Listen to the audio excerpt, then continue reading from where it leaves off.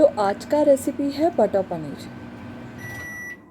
My friends and especially my family love this dish when I prepare at home. So today I'll show you how we can create a dhaba or a restaurant taste at home in a most simple way. Let's get started. Cut paneer in small cubes and dip them in cold water. Often people complain that their paneers are overcooked or the paneer is too hard to eat, or sometimes it is way soft. So to make a perfect paneer, when you start cooking your gravy, for at least for 20 minutes, dip paneer cubes into maybe cold or lukewarm water and keep it for a few minutes.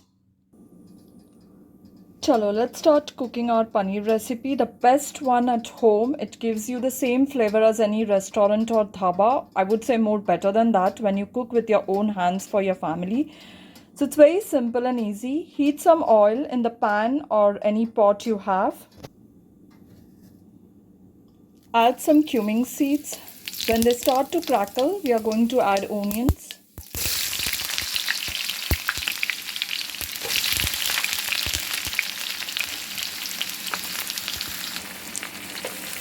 We will let the onion cook for some time till it gets a golden brown color or golden yellow color.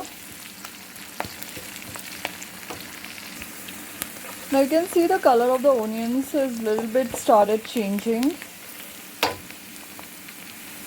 We're going to add half a teaspoon of turmeric powder.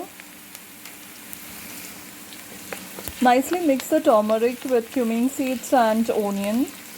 Mixing is the key of any dish you're cooking.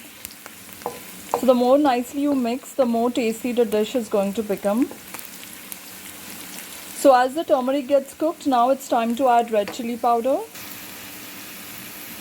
We're going to add half a teaspoon of red chili powder. You can add 1 teaspoon of red chili powder if you are really a spicy eater. But just add this red chili powder based on how much spice level you can digest.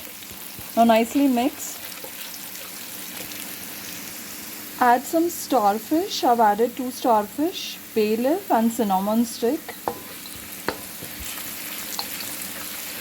Now sometimes I make the dried garam masala at home, a powder, but sometimes I add the spices directly.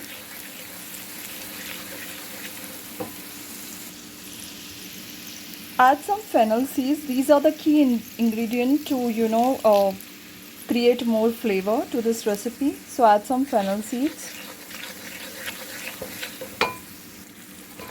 Time to add some cashew nuts.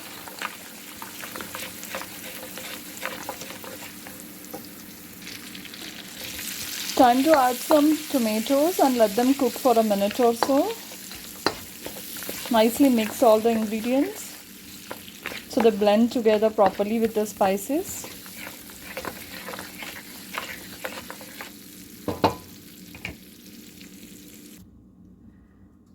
Add all the mixture from the pan or the yolk to the blender and nicely make a thin paste out of it. If you want to add a little bit of water, you can do that, but make a nice thin paste.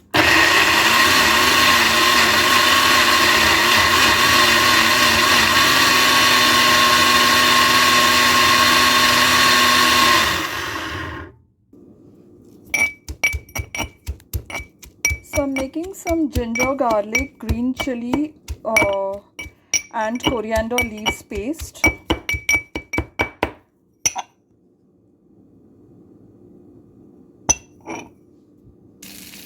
So now we have to add some butter in the same pan. We had initially prepared the gravy, so we are going to add some kind of butter.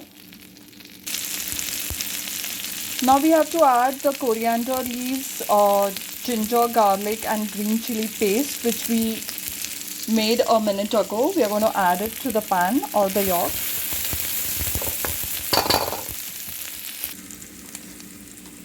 Add some paneer masala. If you don't have paneer butter masala, you can add kitchen king masala. If you don't have both, then you can simply add garam masala or whatever masala you have at home. Now I've added some little bit of half a teaspoon of kitchen king masala as well. I like to add a combination of paneer butter masala and kitchen king masala. But like I said, you can add either of one, or if you don't have both, you can just simply add garam masala. We're going to nicely mix this. Now I've added the gravy from the blender. Nicely mix the gravy with all the masalas. I have added some cardamom powder. If you don't have cardamom powder, it's okay. You can add whole cardamoms, and it's optional. You can skip if you don't have that. But generally, it gives a nice flavor to this recipe, so I add the cardamom powder.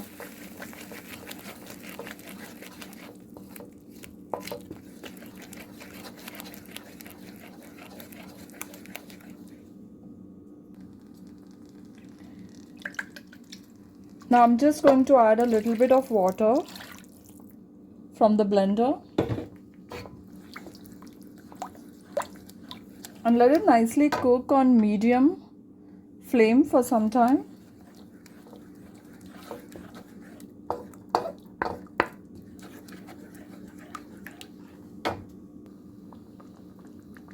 I'm going to sprinkle some lemon juice.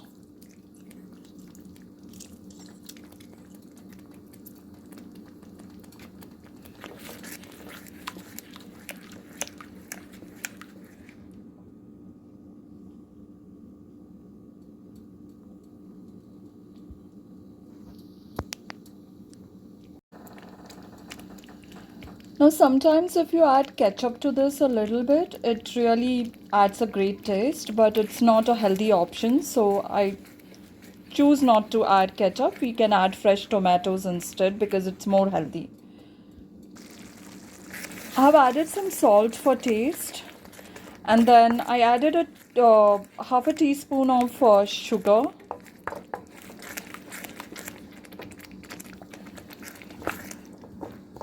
Time to add those paneer cubes which were soaking in water. So I'll let it cook for around 2 to 3 minutes.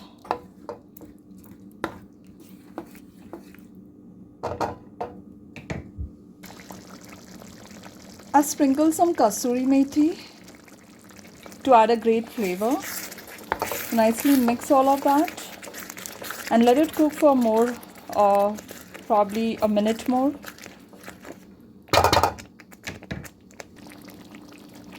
Add some whipping cream, and again this part is optional. You can add a regular milk which you have at home, or you can skip this part if you are allergic to milk. But if you want to make butter paneer, add some whipping cream to it, or you can warm the regular milk you have at home and add to this gravy.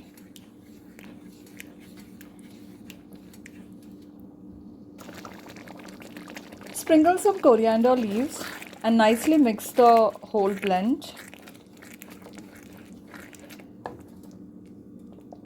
So your butter paneer is ready. Do give it a try, and do let us know how the recipe turned out to be. See you again with more such interesting recipes. Goodbye.